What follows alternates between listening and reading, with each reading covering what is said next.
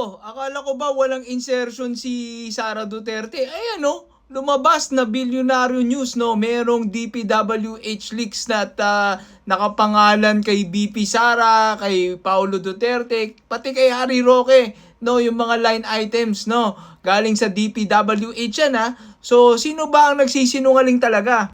Tapos sabi ni Inday Sara, pagod na daw ang mga tao. Pagod na ba ang mga tao? Eh nakikipag-rally nga ang mga tao no para sa transparency, para sa katotohanan at nakikipaglaban sa korupsyon at ikaw ang pangunahing itsura ng korupsyon no. Ayan no, haggard na haggard ka na, hindi mo na mapaliwanag lahat.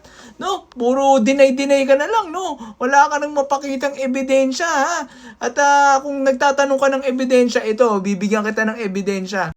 Ito, sinabi nyo na meron kayong dinonate na pera no para sa AFP, no? Pati AFP, tingnan nyo, wala man lang kayong kahiyahiyan, niloloko nyo, tapos ngayon gusto nyo buwagin, di ba?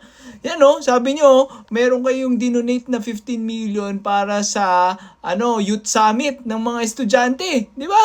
Tapos nung nagkaharap-harap sa Congress, tinanggi ng AFP, sabi ng AFP, ni Singkong Duling wala pong dinodonate ang DepEd no sa pamumuno mo, Sara Duterte, para sa youth summit no. Ginagamit nyo peking resibo, pinapasa nyo sa COA no. Tapos pag kinuha ng sinamon sa sinabpi na, puro mga resibo na pinagpapasa nyo, puro pala no, acknowledgement receipt lang no. No, yung mga libo-libong bogus na pangalan, halatang halata no, na puro peke yon no.